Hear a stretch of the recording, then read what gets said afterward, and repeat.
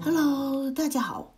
这2颗裸根的文心兰是我从国香园团购回来的。这个是它们开花时的模样，跟它们的名字。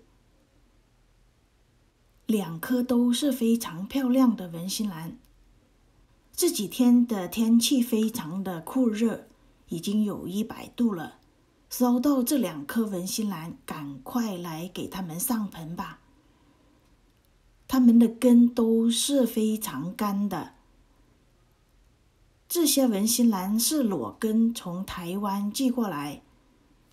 今天准备用的植料还是 peat moss 树皮、桃粒、木炭、珍珠岩。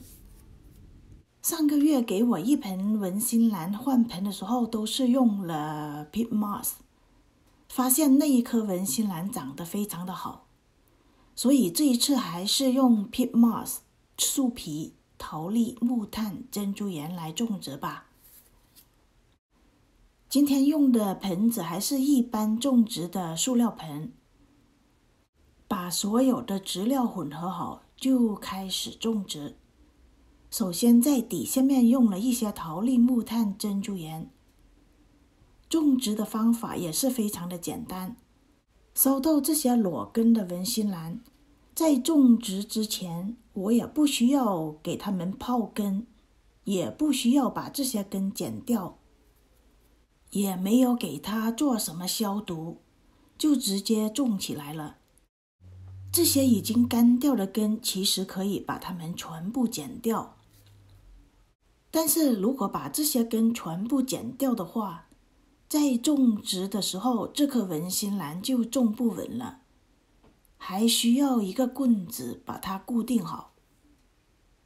所以我收到这些裸根的卡特兰、文心兰、石斛兰之类的兰花，我都不会把这些根剪掉，就直接的种植起来，就让这些根做一个支撑，兰花也比较稳固，也不需要额外的用一个棍子来固定好。文心兰需要的水分比卡特兰、石斛兰需要的水分要多一些，所以在选择植料的时候，要选择一些保水性比较好的植料，比如树皮、水苔、桃粒、木炭之类的植料。应该很少人用 peat moss 来种植文心兰吧？文心兰的根系比较细小，很容易会干，而 peat moss 对保持水分跟营养的效果比较好。种植文心兰不要把头部埋得太深，种植太深的话有2个缺点。第一，就很容易造成腐烂。第二，就是阻碍这新芽的生长。植料我们可以选择桃粒、木炭、水苔，或者是椰子科都可以。它们的比例是多少呢？这个一定要根据你当地的气候环境来决定的。比如我这里天气环境比较干燥，我用的 peat moss 跟树皮就多一些，因为它们的保水性好一点。如果我这里单单用桃粒、木炭、珍珠岩，这个时候一定要用半水培的方法来种植了。如果用正常的种植方法，1天之内兰花可能就干死了。如果你的气候环境是比较湿润的，或者是经常下雨的话，可以用无机质的材料来种植，比如桃粒、木炭、珍珠岩、小石头之类的。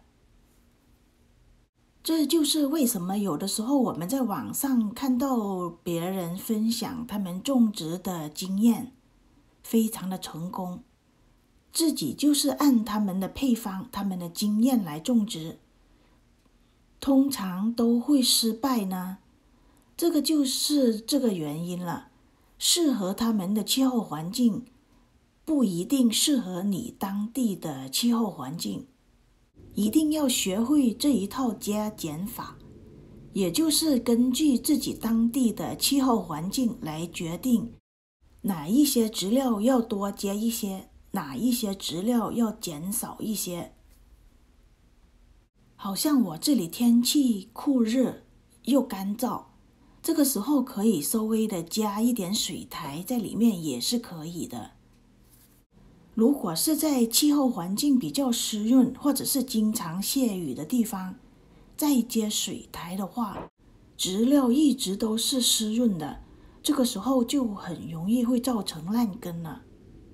这个就是我们一定要掌握好质料的加减法的原因了。裸根的文心兰刚种植好，不要马上给它浇太多的水，要逐渐的给它浇水，突然间太多水的话也会造成烂根的。跟卡特兰、石斛兰一样，文心兰让它干一些，更容易激发它的根的生长。裸根种植的文心兰什么时候才给它施肥呢？一定要等它长出新的叶子、新的根，才给它施肥。好了，今天的分享就到这，谢谢您的观看，我们下次再见，拜拜。